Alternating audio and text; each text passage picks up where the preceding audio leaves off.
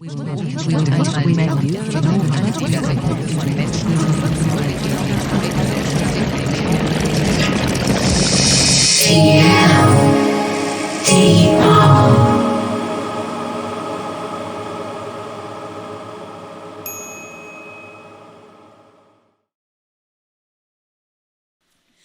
everybody. I'm very excited to see so many of you here. I know that Republica can be quite draining in 2 days already. So you will be happy to hear that today we're not only planning to provide orientation in the field of innovation and technology policy, deconstruct some prevailing narratives and identify best practices as a way forward, all in 1 hour. It is also an act of publicly thinking together, rather than providing all of the answers. But we'll definitely illuminate this dark room a bit. Before I invite each of the panelists to my left and to my right to introduce themselves, let me briefly introduce my trajectory in the field and why I curated this panel. I'm a historian of technology by training, worked as a program curator for Publica for 5 years, and then last year transitioned into a role in Prototype Fund, a fund created by Open Knowledge Foundation in Germany and the Ministry of Research and Education, funding public interest technology in free and open source. So you can rightfully say that I'm interested in the social development environments of technology and also the accompanying policies. There are many occasions that invite a debate on innovation ecologies. Recently, I'd like to single out one. Recently, I discovered a thread on Twitter that showed the by now very infamous garages of California, where all the leaps for technological progress have been made, unless it finally also provided additional information. And that was the access of all these bright young men to financing. It still needs a good idea, but if you have access to the financial market and material already, then there's a good chance that you gain from your entrepreneurial endeavors. But our narratives about innovation still emphasize the genius of a single person and obfuscate the infrastructures and frameworks that are also necessary to succeed.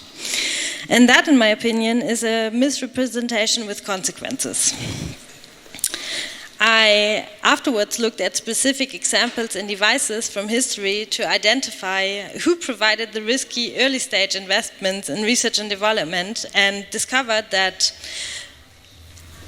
investment from the private sector followed up, but whether you take smartphones or drugs, whereas the profit often stays with the companies, many of the parts of the devices have been enabled by state funding.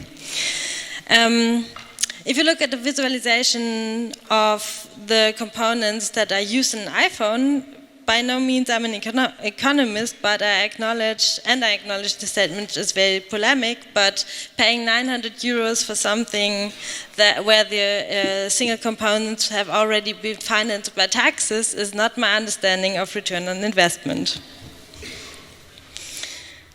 So maybe to take technological progress to make it a more inclusive course, we need to change the narratives and how we build technology to make technologies further benefit society. All the women here with me today are already seeing, sparking, shaping and shifting technology with a focus on the public value. What unites us, we already fund the development of technology sometimes from our communities, for the communities, but also in the public interest. To my right, Francesca Bria is the Chief Technology and Digital Innovation Officer of the Barcelona City Council and also visiting professor at the Institute for Innovation and Public Purpose. Valerie Mocker is the Director of Development and European Digital Policy at Nesta. Anna Christmann is a Member of Parliament for the Green Party and spokesperson for innovation and technology policy. And Julia Kloiber is a partner at Ashoka Germany and co-founder of the Prototype Fund. Please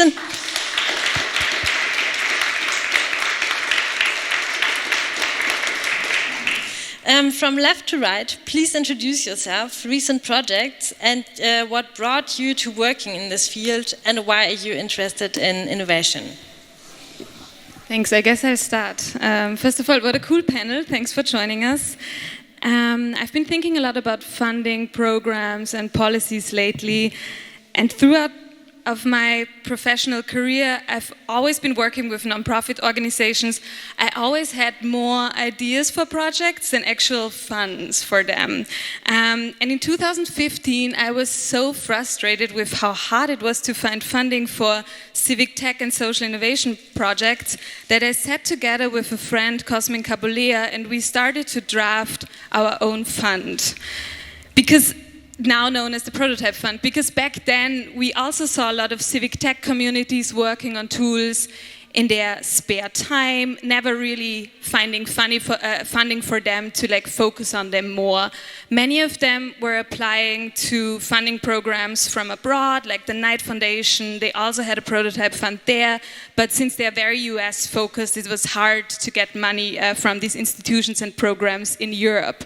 So the program that we envisioned was a program where public funding would be used in order to support civic tech projects, individuals and small teams, people that have never really looked at the ministry's websites to seek funding. Sometimes people even never thought about starting a startup, but they were all very passionate about what they're building and driving forward. So a program for these individuals and communities. What was important to us is to design it in a way that the communities would understand that we're reaching out to them, to design it with as little bureaucracy as possible, which we managed. We now have 8 questions online, and since we were coming from this community, we really knew the needs of the people that we were addressing this program to.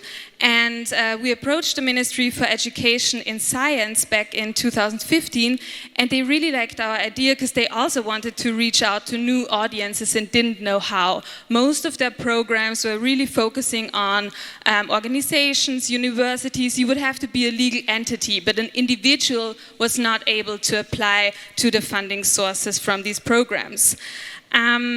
What was special about the Prototype Fund, and this is something I want to highlight, is that we set up the program as a prototype in itself. Because we didn't know what an ideal funding program would look like. So we knew we had to learn and adapt, and it was important for us to have this program as an agile program that could be developed, that could have staff that grows with it, and the ministry as a supporter. And when I was preparing for the panel, I found this quote, and back then we didn't know about it, but a quote by Richard Nelson and Sidney Winter that says, "The design of good policy is, to a considerable extent, the design of an organizational structure capable of learning and adjusting behavior in response to what is learned." And I believe that should be true for all innovation programs and funds, because how can you create innovation ecosystems and communities without innovating yourself all the time and iterating and questioning, is that what you're doing still, does it still fit with the programs and the projects that people are developing? And as a second point, I wanted to bring up that our goal was never to promote tech for the sake of tech innovation. We were always interested in the bigger picture, in topics like societal change, fighting inequality, increasing diversity, and environmental issues. And we were interested in the potential that new technologies have for these spaces.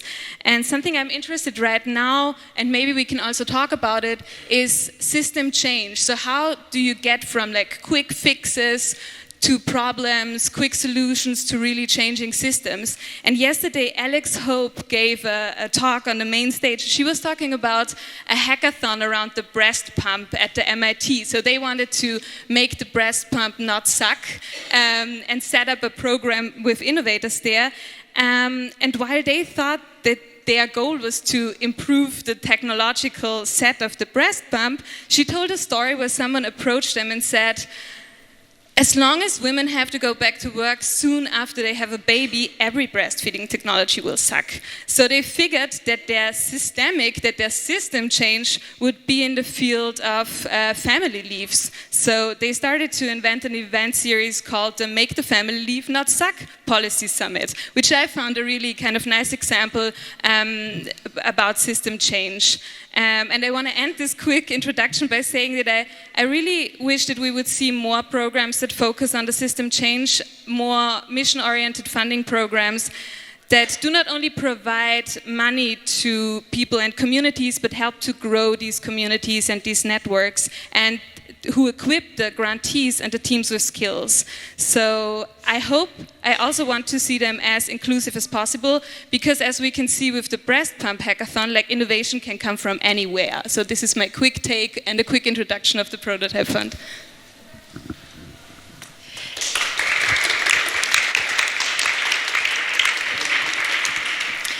Yeah, thank you so much. I'm so happy to be part of this great panel with all the women on the panel. That's especially great.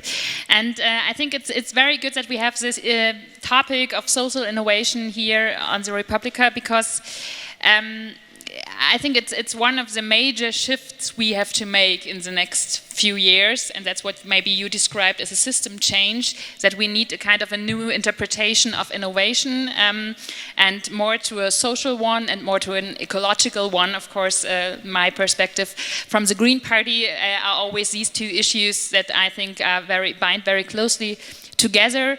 And the big question is, how can we get to have more social innovations and to have more ecological innovations that we have quicker, really in concrete applications in our daily life. And that is the challenge from my perspective. And as a member of parliament, of course, I think a lot about how we can politically support these new types of innovation. And we have great examples here on the panel today. We will hear Nestor from Great Britain in a few minutes. So I think they're in different countries. In other countries, we have already some ideas how to support these kind of innovations. And in Germany, I think we lack an institution to really have funding for these kind of innovations that also you described. I mean, the two of you started the Prototype Fund, which is great, and which is a kind of tiny tool to start this way, but I think we need something that is much bigger and that is much more, in a way, more effectful for the system. So that's why we suggested such an agency for like sustainable and social innovation funding for Germany. Of course, it's nothing that has a great support so far from the different parties, but we try to support this issue and to bring it into the political debate. What we have in the political debate, maybe to have a contrast to that, is the Agency for Disruptive Innovation that the government is proposing right now. It's called the Nationale Agentur für Sprunginnovation in German. That is a big project of the research ministry and the economic ministry. And I think it's okay to do that because it tries to bring DARPA to Germany. But there are two big mistakes in this idea, I think. One is the national focus. I mean, if you want to do big disruptive innovation, you can't really do it on a national level, I think. And the second mistake is to have not to have a focus on, for example, the SDGs with these kind of innovation funding.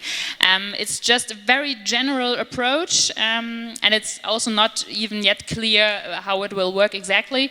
And it misses completely the whole perspective of social innovation and of ecological innovation. And I think that is a big problem in our debate so far. So we try as a Green Party, together with some other who support this way, to bring this issue into the debate.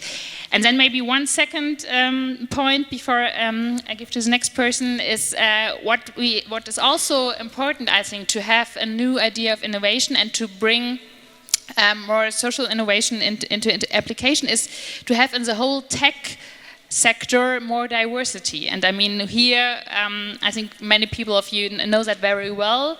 Others don't, and I think it's a very important thing that we try to bring more women, to bring more different people with different backgrounds into this whole technic scene, so we get different ideas also about social applications, because I think something like care for elderly people,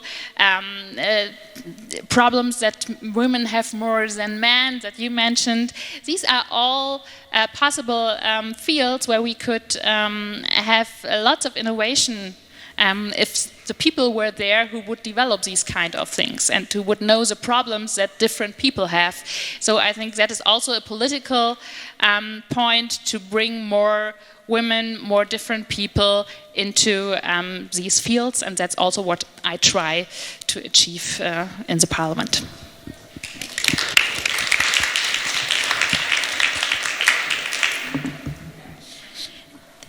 Thank you. I am very happy to be here, and I think one of the principles that we all share and which I strongly believe in is that if you want to make a difference in the world, you need to do something differently to what's normally done. Because if you keep doing things the way that they're being done, then nothing's going to change. And that also means that you need to ask questions about what everybody accepts and kind of where the herd is running. And I think one of the things we see in the policy and political sphere is that a lot of governments and also on EU level are not talking about AI strategies, right? And blockchain strategies and technology strategies. I mean, imagine, does anybody of you or your company have a concrete strategy? So beton, in German you would say eine Betonstrategie. Concrete is the stuff that is in the floor and in our walls and in our streets. You know, it's a material that is pervading our daily lives, and it has a super important economic factor, Obviously, nobody would say we have a concrete strategy, because firstly, we think about what we want to achieve in the world and what kind of issues we want to solve, and then we use concrete to build the world in a certain way. And I think this is the type of approach or mental shift we also need when it comes to digitalization. And instead of having a kind of AI strategy, for example, what we probably should be doing is that we are looking at certain things we want to change in the world, and then we develop strategies for that. So it could be strategies, you know, for education, and the question, how do we actually create a world where every child has the same educational opportunities, and then we use AI to develop a curriculum and technology and tools that help every kid, no matter where they are from, to become the best they can be. Or maybe we look at aging and the issue that a lot of people, when they get old, are really lonely, and we know that loneliness has negative impacts on health and our health system and so on and so forth. And then we ask the question, how do we use AI and other technologies to solve those types of issues, right? And when you follow this theory or this kind of mental approach, this is also the way that you should be funding innovation if you want to make sure that the people and social issues are at the center and not just at the margin and they come somewhere at the end. And there are some countries that are actually funding in that way, and that have created funds that are looking at social issues, at things that we want to change in society, and then they're giving funding to innovations and to technology-driven organizations that can solve those challenges. One example is Sitra in Finland, which is a big innovation foundation there. Another example is Nesta in the UK, which is where I'm from. And there, 20 years ago, the UK had some good ideas, and I know at the moment, it's sometimes, maybe harder to imagine on some days. But back then, the government has actually put a lot of funding into this Nesta fund, and now we have €500 million that we use exclusively to fund social innovation, right? And that is the reason why countries like the UK have technologies that really make a difference in people's lives, and in a lot of different areas. And one of the questions that I get asked a lot when I'm here, because I'm German myself, so I'm also here a lot, is why does Germany not have more funding specifically for social innovation? Why do we have so many people saying, oh, people should be at the center of digitalization, but why do we not act up on what we are talking about, right? And here I quickly want to tell a story and put the focus, maybe also of our discussion, on the issue of culture and the way that politics and policy works. And this is going to be a bit painful, but I'm going to end with a positive note, right? But I think it's important to put the finger into the wound and where things really fail, because if we don't do that, we will never, treat the causes. We will only treat the symptoms. And we had. I am advising, or have been asked to advise on various, different institutions that are supposed to be founded. You already mentioned one of them. And what I have to say, this is the positive news, is that there are some brilliant people inside the civil service and also some brilliant people inside politics. And civil servants and politicians, often get a really hard time, but there are some brilliant people who totally get that social innovation is important and that we should be doing things differently to how they always used to be. So what we've done is, in one of the projects, somebody was really excited about a kind of, about replicating something we had done in the UK, where you basically use digital platforms and artificial intelligence to help people who suffer a heart attack, and I can later come to the exact example, right?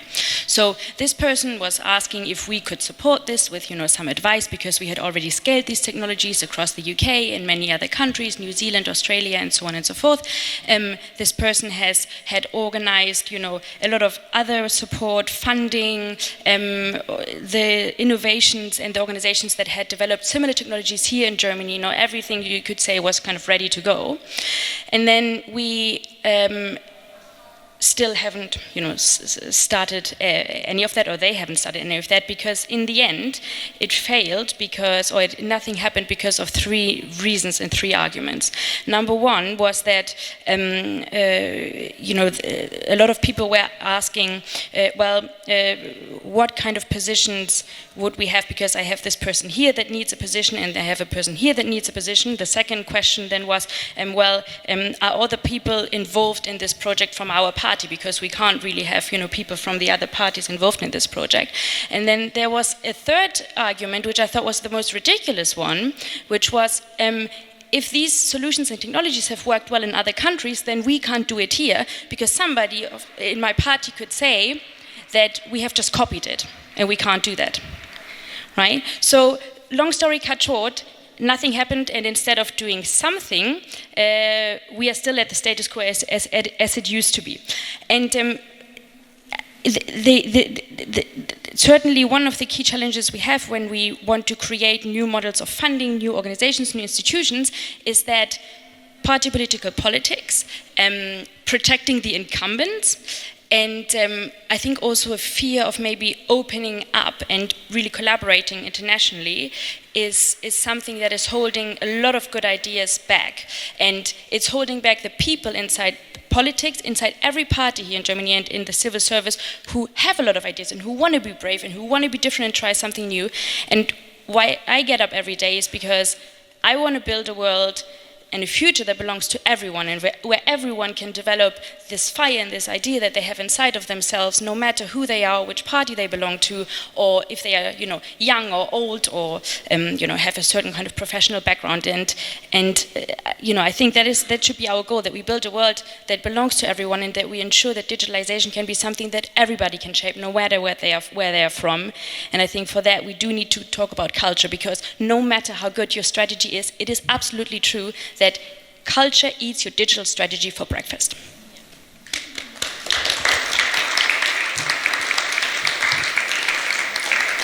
Thank you. So, hi everybody, and great again to be here. All-female panel talking about technology and innovation. I think that's what we need, and we need much more of this. So I will build on what the other people already said, and in particular I will start from the question around fear and the question around we need some change, we do need alternatives. So I'm particularly happy to be in this panel because we discuss alternatives, and we discuss also how we can start a bit thinking outside the box, in a real sense. So we really need much more political and social imagination when we think about the future and we think about innovation. And all the debates, by the way, I think that Republica really, congratulations, because not only, this year digitalization is very much present everywhere in the panels, but also at many different levels, tackling issues about competition, taxation, industrial policy, social impact, the big policy, the big questions that we have, and I think this is absolutely important because we should not just see technology as some kind of technological tools. I mean, this is going to be about deciding the future political and economic system for Europe, and it is about time that policymakers understand that it's important they not only understand the digital and how the digitalization is changing government, the economy, and society, but also that they have a plan. And I think this is what we at the moment don't really have in Europe. And I think obviously this discussion is a European discussion.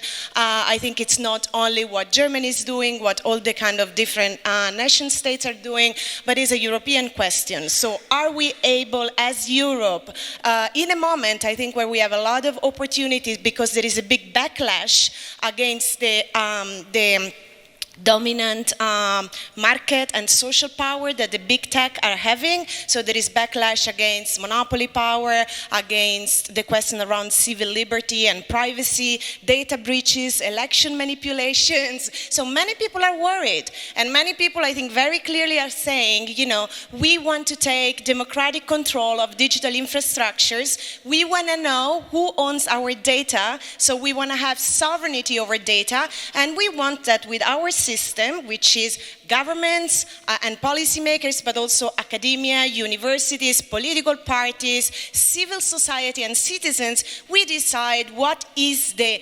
people-centric, rights-preserving model that Europe can put forward, which is going to be an alternative to Silicon Valley monopoly data marketplace and surveillance capitalism on one side, and the Chinese model that I think doesn't fit this kind of ecological, social, democratic Europe that we want. So just let me say, we do have an opportunity, but we only have an opportunity if we come up with a plan. And then I really want to say a little bit about what I'm doing, because I've been busy many years with the European Commission and now in Barcelona to try and fund and create an alternative to this system. And, you know, Europe is investing 77 billion in the European R&D program, Horizon 2020, is a lot of money. The majority of this money, so it's more than DARPA, actually. And I mean, not only it shows that, of course, governments have a say in funding long-term innovation that responds to big social challenges, such as climate change, such as, you know, energy transition, the question of healthcare and the new education. But, I mean, they really are the only ones, because you need to provide long-term patient finance, and you need to have a vision and a mission, and then mobilize all the intelligence that we have to reach there. But the majority of this funding has been going through many years, from the 50s, actually, through military technology, espionage, defense, the military, and to fund the commercial internet, which led us to the mess that we have now, by the way. Monopoly power, breaches of privacy, questions around, you know, civil liberty, and so on. But very little has been going into societal innovation that enable us to reshape our welfare state, to invest in education, to make sure that our universities are attractive so that our, you know, talented people, the ones that are here, don't have to go to Silicon Valley to get some funding, but can actually build technologies that we need to build our future. So, just to say, I mean, Europe is doing some of it. I've been working in the European Commission when I used to work at Nesta, actually. Sorry about this, it's a bit Nesta-centric here. But I used to work there, and the European Commission created a fund of 60 million euros. It's called Collective Intelligence Platforms. And I've been leading a project which is called Decode on digital democracy when I was at Nesta. Now I'm leading a project that's about data sovereignty and distributed ledger technologies. And the important thing about that fund was that they said, first of all, it has to be open source technology, and you have to use like open standards, interoperability, open source technology, and the licensing, so basically public money, public technology. So the licensing that go there has to be opened up so that everybody can build on that.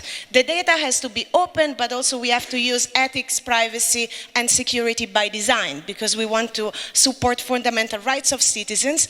And then they were saying, it has to be multidisciplinary, which is important, and citizens can get involved. Citizens, civil society, social enterprises, cooperatives, like citizens, you know. So you know, now there is other possibilities. There is a fund which is about next generation internet, which all of you and all of us have to shape, because the future of the internet for Europe has to be decentralized, privacy enhancing, and rights preserving.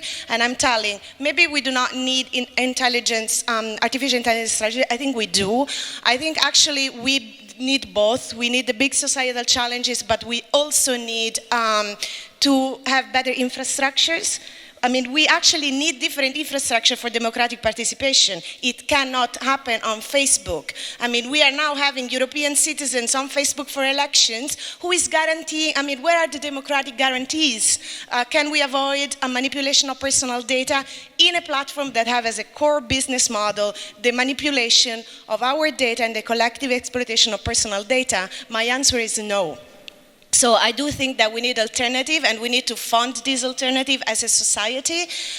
So the next generation internet could be a tool that we can use. And by the way, the European Commission has a disruptive innovation agency, which I guess this is the reason why the German government has been copying it here. And I think the problem is that, imagine, sorry, and I will finish, but there's so much to talk. Germany is investing 3 billion in AI strategy. The European Commission, together with France, so all the countries together, is around 30. Do you know how much China is investing? 300 billion. So do you think, I mean, we are going to be able to actually compete and say, well, maybe we don't want the type of artificial intelligence that the Chinese have, where you have cameras everywhere, facial recognition everywhere, where actually in Barcelona, I said, why don't we actually ban it in cities so that we protect our fundamental rights, right?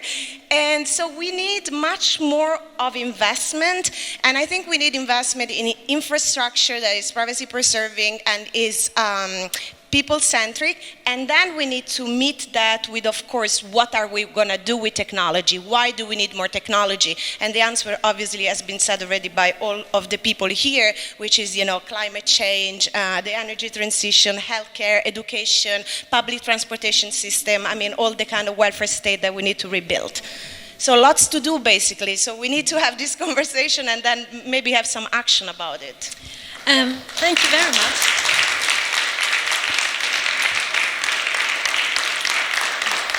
Directly connecting with all of your statements, I was wondering, we don't only have to reframe the meaning of innovation in a way that it's disconnected from growth to be able to create a better future for everyone.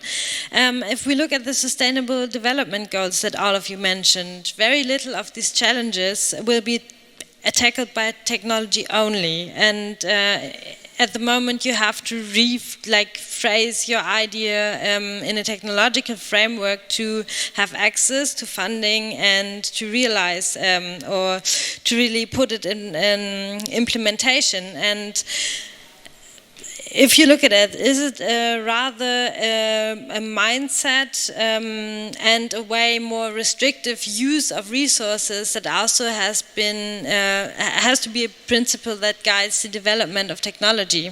And how do you implement it in your programs already? Like, is it only technological innovation, or what does digital to social innovation mean in that way?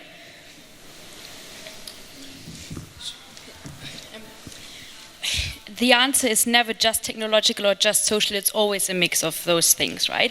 And the way that we approach it when we, for example, fund something, is that we say we are looking at a social challenge and we want to get the best solutions from anywhere, from anyone, and if you can solve the challenge, then we're going to fund you. Mm-hmm. And if it's 80% technology, 20% social, or the other way around, that doesn't really matter. But what we see also when it comes to things like digital platforms, artificial intelligence, a lot of the really good solutions always have these two components, right? So I'm going to give you one concrete example that illustrates that. So what I just mentioned is the platform for heart attack cases. So if one of us had a heart attack now, we would have 4 minutes, and within those 4 minutes, somebody would need to save your life as a first aider, because after 4 minutes, it is often too late. Our Krankenwagen, what is the English word for it? Our ambulances, exactly. So our ambulances need about 9 to 10 minutes, in the countryside even longer, 15, 30 minutes, right? So the solution that we found in the end is a platform and an app that is implemented into all the ambulances in the UK now. And what it does is that if one of you has a heart attack, I call the ambulance leaves. Within seconds, we find via GPS the people and first aiders who are registered, who are close by, just a few hundred meters away, and these people can then come and save your life within the crucial 4 minutes.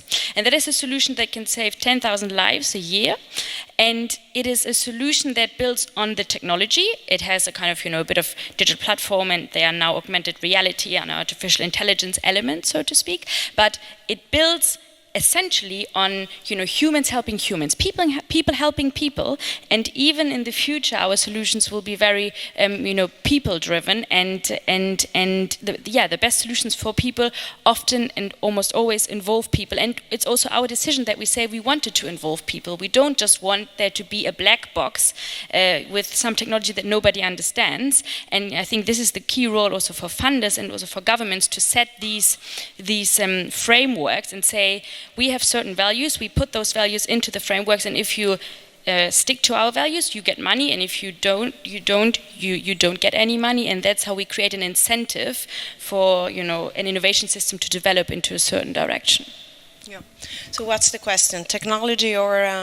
No, are solutions that need to be funded, technological tools or something, or is there needed more? Is there more a change in mindsets to be able to really answer all of the challenges imposed on us? Well, I don't know. I mean, I'm very aligned with what Valerie just said. I mean, I think it depends where you're looking at. I think, yes, we do miss a lot of technologies actually also, but this is depending on the agency. I mean, obviously, if you are a social innovation agency, you do not maybe fund the technology in particular, but you, as Valerie was saying, you have a problem, and then you find a way to tackle this challenge.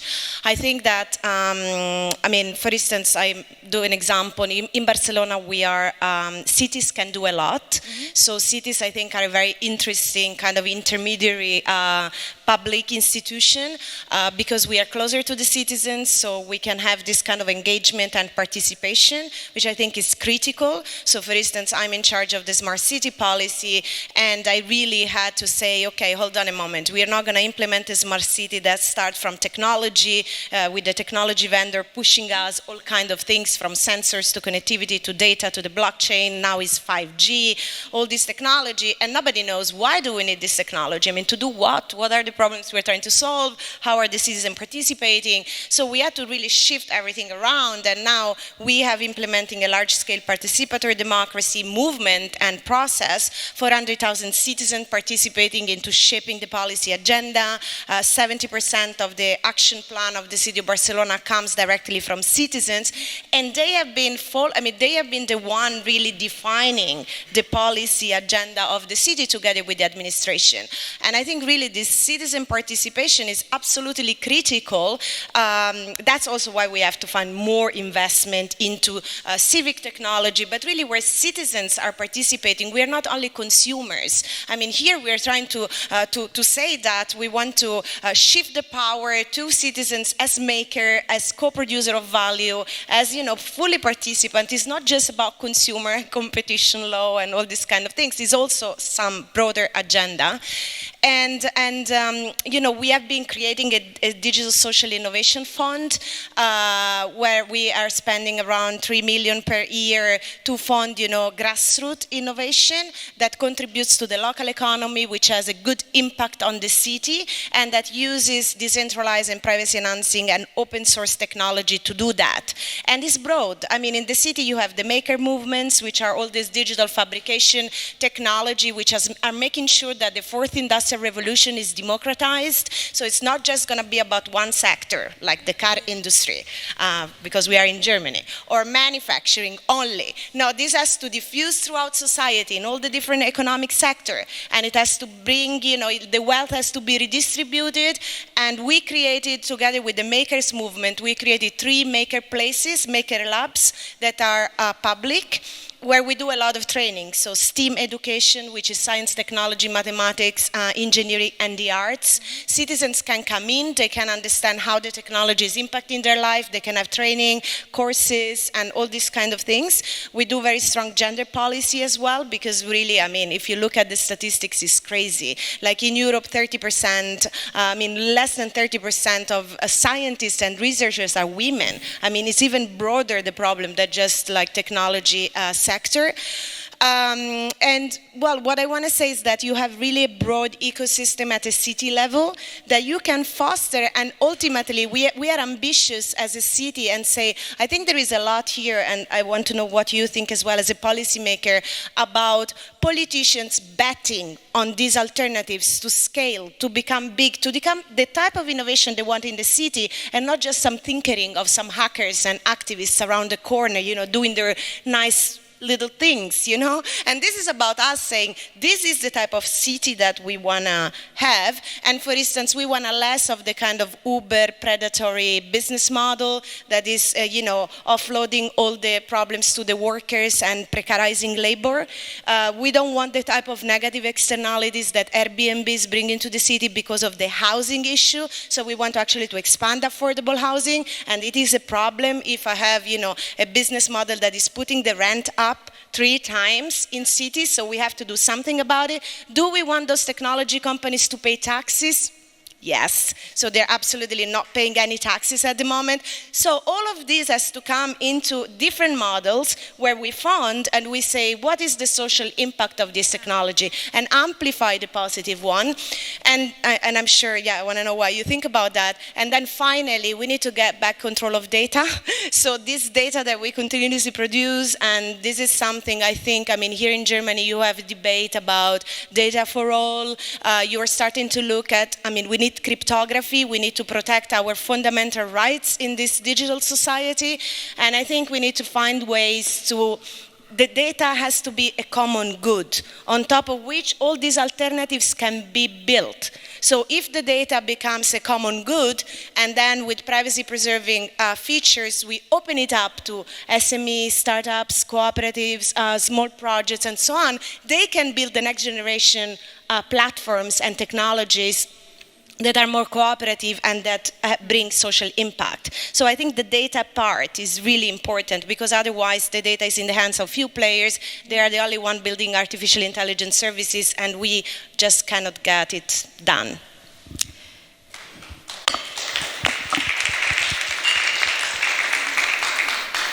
If I may react to this, I think many very important points you made. It's such a big field, and all the things you said about AI, and that it's important that we have our own way of developing it and what we want to achieve with it.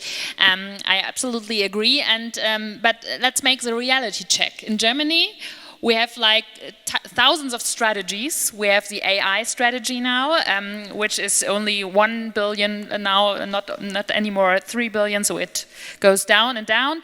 And there is no focus at all on anything like social innovation or ecological aims. There are like some buzzwords maybe, but absolutely no priorities on these fields, and it hasn't any priorities at all. So it's just something like, let's do something with AI, but there's no mission behind it. Then we have the high-tech strategy, Hightech-Strategie since 2006. It's a very old strategy, and they make new strategy, like they renew it every 5 or 6 years. And there's the same problem. It's not an issue. Social innovation is a very tiny part, like on page number, I don't know, there is this buzzword, but there is no priority behind it. And the government can't even say how much money is behind it. It's just like a nice sentence on it, but not much more. And even more, there is a high-tech forum which like kind of observes this high-tech strategy in Germany and gives advice. And they used to be some people from civil society in it, but not anymore. Now they just have institutions, universities, and no one from civil society in it. That means this whole perspective that there are many important initiatives in civil society that work on very important innovation issues is not a part of this whole high-tech strategy program in Germany. And then we have also a strategy on digitalization, and there's also nothing like this. So in reality, we are very far away from this kind of clear mission-oriented funding in these fields. And I think that is a huge problem we have. And we try to bring this as a priority at every chance we have. But there is not much flexibility on the side of the government right now. I think they are really used to the kind of strategies they are doing since years, and they are not really enthusiastic about going new ways, and that is a huge problem, I think. And you mentioned the European perspective, which I also think is very important, that we have like a European thinking about innovation, and the European Innovation Council that is coming up now, which is not the whole budget of the Horizon program. So I think it's not really accurate to compare to DARPA, because DARPA is only on this innovation thing. But it would be great if this European Innovation Council could develop in this direction. It's not there yet, I'd say. But it would be also it should be an aim of Germany also, and of all the countries in Europe, to have a debate on how we could use this European Innovation Council for these kind of new innovations, because that could really be something like made in Europe as a buzzword, which could be a positive thing also for the rest of the world, I think. Yeah, and we can look to other countries when it comes to that. I've just interviewed Audrey Tang, the digital minister of Taiwan, and there especially she as a minister has a very holistic approach and vision of things. For example, when Taiwan talks about broadband access, as Germany does all the time, they're not saying we want everybody to have like physical access to the internet. They say digital participation should be a human right. So they go one step further. They think holistically. And when we're talking about citizen participation, I'm wondering, like, how is all of this connected? How is citizen participation and co-creation that we want connected to rising rents in our cities, where people have to hustle 50 hours a week in order to be able to afford their apartments, and do not have time to participate, do not have time to create, to innovate? So where are we going to find these like local innovations if we're not like thinking more holistic and approaching topics that might not seem as close to innovation as technology and AI? Another really interesting approach from Taiwan, because I just had this interview, is they set up a sandbox for social innovation. So they're bringing together legislators and entrepreneurs, and are discussing like what sort of legislation would benefit your social enterprise, your social business. So bringing people together in order to discuss laws, and in order to like move forward and to really shift the power dynamics also. Yes. And I would like to take all of what we just discussed to the first clap. Because power dynamics and structures were already being thrown into the room, just to take it to the practical level so that we can take away a few solutions. And I mean, Anna, if you get into government next time, that is one of the things that I would hope you guys then do. In the end, we talk about institutions, about funds, about structures. The people you put inside those organizations, they make all the difference, right? You talked about Audrey, the Taiwanese minister. She was somebody who came from the outside. She was part of the hacker community, and then she became minister. And she brought a lot of new thought patterns, a lot of new ideas, connections, inspiration into the government, right? I mean, same with you, Francesca. You are an Italian who worked in the UK for an organization there, who is now in the city government of Barcelona. I mean, if anybody of you knows of such a case in Germany, please message me, because, right? So, and what I would say, what Audrey and Francesca have in common is what they are both kind of young female rockets. So let me tell you a story about young female rockets, right? In one of the conversations that I, pointed towards earlier here in Germany, we were talking about a lot of new different ideas, and we had to kind of group of also young talented women, and when I say young, and in politics everything below 50 counts as young. Yeah? So we had a group there, and then we had a conversation with one of the ministries, and the person on the other side from the ministry was saying to me, Ms. Mocker, I mean that's really nice, but let's be honest, there's no space here for young female rockets. That's what he said to me, like, there's no space for young female rockets here, right? Then you get the situation we currently have in Germany. If you don't let young rockets, if they be they female or male, right? But rockets with new ideas, with power, with energy, and also with other perspectives from maybe other countries or other sectors, if you don't let them into government and into our institutions, how is anything supposed to change? Because then this person who said, there's no space for young rockets, they also said, what you can do is, you should enter the party, obviously our party, right? So you should enter the party, and at the moment the current kind of ministers and state secretaries are in power.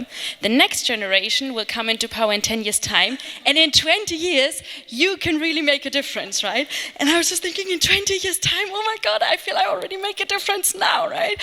So really, I think, if you get into power, I know that, at least from also some of my friends in the Green Party, there are similar dynamics, but I do think that you do have people who are, open and smart and can hopefully break up some of the structures and bring others in. That doesn't mean that nobody who's been in the Green Party for 20 years is supposed to get any position, right? I'm not saying this, and it shouldn't just be young and female instead of older, but new ideas don't just come from the people who have done things the same way for 20 years, and you need to bring in these rockets inside government so that anything that comes out of government can change.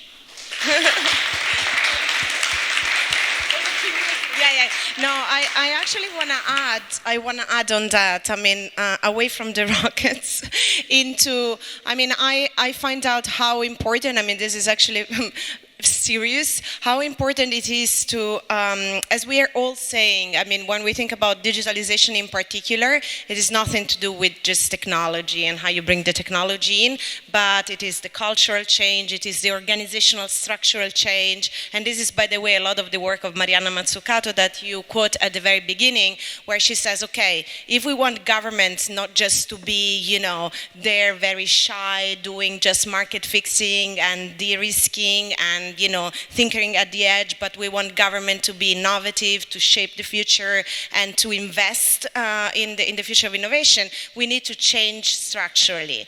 And what this means is also engaging with the public officials and creating new institutions, maybe, like Nesta, like Citra, but also like new things that can be invented, but working with the people inside. And you will find out, like in Barcelona, I engaged the entire year in a kind of agile, open source transformation with all the different teams from the city hall, understanding why we have to develop open source, how can we do agile service delivery, why ethics and security and privacy for the data is important. And you will see that maybe the top people didn't really get it. It's like, oh, this crazy Italian coming from the UK, whatever, what she wants. But a lot of the people in particular, maybe from the bottom up, public workers, public officials, and some of them super talented, they started really owning the projects. They started coming up. They started doing a lot of work, and I see really a transformation there.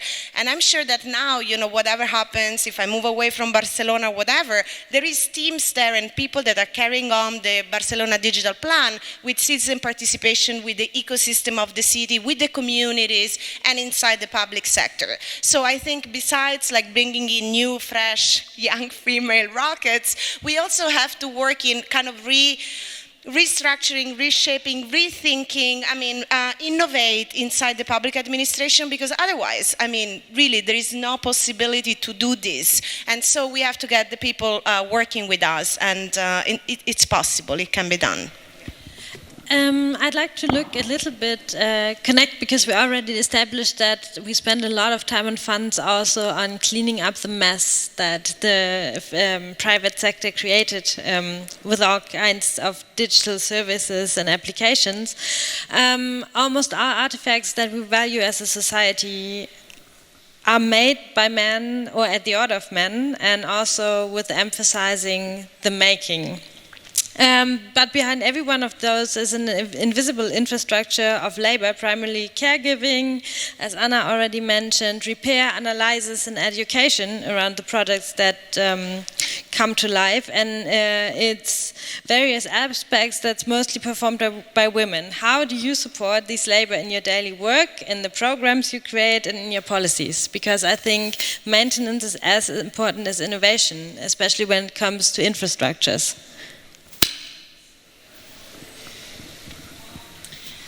I'm not sure I got the question right. If we emphasize innovation, what about maintenance, which is typically the support system that also enables innovation? Yeah, I mean, obviously you need all these fields for innovation. It's not that you could just support one type of it, and you need the whole range, I'd say. So that is kind of the obvious point in this whole thing that is not done yet, I would say. So we need absolutely come to more this direction. And I also wanted maybe make one last example, because I think we are going to the final round already. Yeah. For what you also said, sometimes I think the challenges are so obvious we have, and I don't understand why we don't just do things to really tackle these challenges as we have. And one example is for me the mobility sector. We have all these mobility struggle in the cities, and everybody is unhappy with it, no matter if you drive a car or you use public transport, or if you're using your bike or whatever. So I don't understand, why don't we give some money to have projects in cities to really try out new forms of transport systems.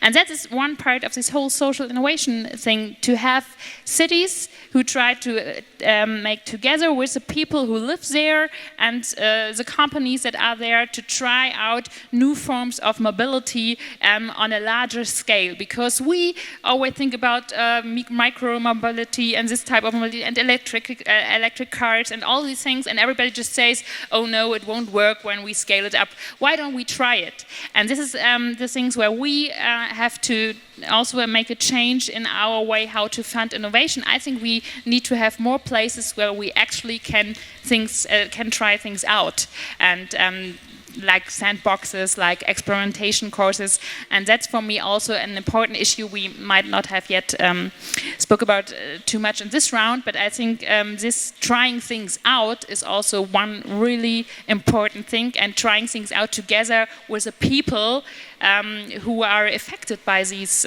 challenges. Can I say something on that? So yeah, you touch upon the experimentation word, which I think connects very well with what we're saying. If government is not able to experiment and open up, nothing can be done. Two quick examples on that. So in Barcelona, we're doing something really kind of avant-gardistic on mobility. So we closed 12 districts to traffic. I don't think that's a lot sandbox. Like, we actually went about implementing a really forward-looking climate change strategy and sustainable mobility strategy. So now, you know, the cars cannot get inside those districts. We call it super blocks, and we recuperated 60% of public space that now it's green space and has been co-designed together with urbanists and architects and residents. And then we made like triple the number of bicycle lanes, and we shifted all the public mobility into electric mobility, and we even created a new public energy operator that produces with solar power for all the municipal buildings. So these are like really important policies that you can do at the city level, and you can roll them out with citizen participation and in like, you know, progressively, without having to disrupt the life of citizens drastically. It can be done again. I mean, we have many cities that are doing this. Milano is like cutting off the center from cars, and many other cities are doing really very big experimentation to fight climate change. So this is happening. And by the way, the German Development Bank just started a big fund on smart cities. I think it's around 150 million euros for cities per year. And well, this is going to be about cities, not to make it just technology focused, but to make it really social innovation focused and mission oriented. So the type of projects that you can propose, and I think it's going to be very important that cities are able to propose projects where they collaborate with the ecosystem, with clear target, with innovative ideas, and then you can use those funding, and I think this is the right way to do it, involve also the development bank and try to, experiment new things, but don't let it just drive from the big tech companies or the tech providers, and focus it on the real problems that citizens have and that you can tackle in cities, and then get to collaborate also with social innovators, with startups, with citizens themselves. I think there is a big opportunity there. We are already a little bit over time, and Anna has to leave, unfortunately. But if the stage manager allows, I would like to open up the podium to the audience. Yeah, for 5 minutes. So maybe we can talk about intellectual property and the role of tech providers and all of this, or if there are any other audience questions. But first of all, thank you to everyone on this panel. It was an exciting debate.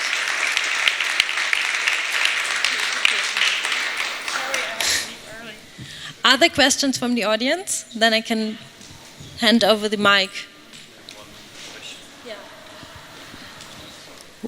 Hello.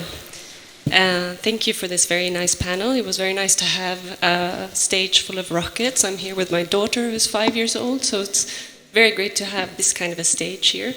I'm not going to ask a question on the topics you just suggested, but I want to know, because I'm right now coming from a situation in Berlin where an initiative just started 2 weeks ago where we're trying to interact with the Berlin digitalization strategy, because this is being done behind closed doors by one of the Senate departments that comes from a very economic-driven place.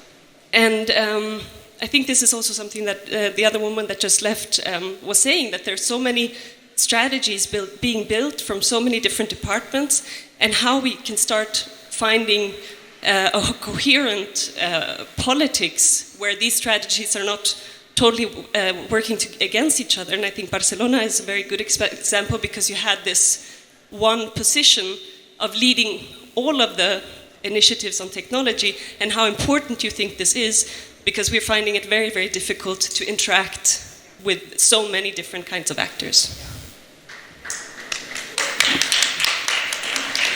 Well, I mean, yes, I think this is really important, but I even myself keep really kind of surprisingly discover how complicated is the city of Berlin. So I think you have a lot of challenges, a lot of bureaucratic complication, and it's everybody keeps telling me how complicated it is. I'm like, really? I mean, it cannot be so complicated. Well, if it's so complicated, make it more simple. So yeah, I mean, I think you can just change it, but I think you guys have to make them change it. It's not gonna go top down. It has to be people saying, right, we want to participate in shaping the future of Berlin. So, yeah.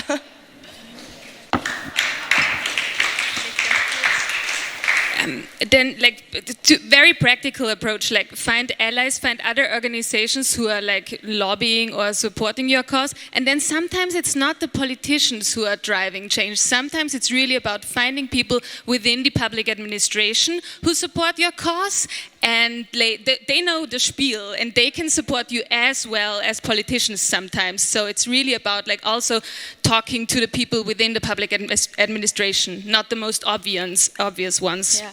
And I'm just going to add a couple of sentences. Are you German? The person who just asked the question? Yes? Okay. Because I'm going to say something in German that a politician once said to me. I will translate it later, right? So when you do that, absolutely build alliances, go in, push through the doors, because nobody's going to say, oh, we are missing some voices, so maybe we should just enlarge the table by themselves. And what this politician, she's super nice, and what she said to me once as an advice is, du musst maximal hartnäckig, maximal nervig und maximal ätzend sein, sonst ändert sich nichts. So you need to bring your kind of maximum effort and be sometimes maybe annoying, and people are not going to be happy if they hear that things might have to change because the status quo is more comfortable, but go do it, because if you don't push, nothing's gonna change. And yeah, remember the rocket, and for your daughter also, no? Make her the rocket, because in the future we will need them to just shoot through the sky and change things. Thanks.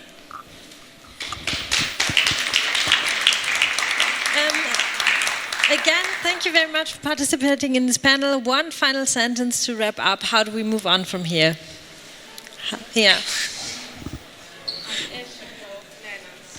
We gotta go. Okay.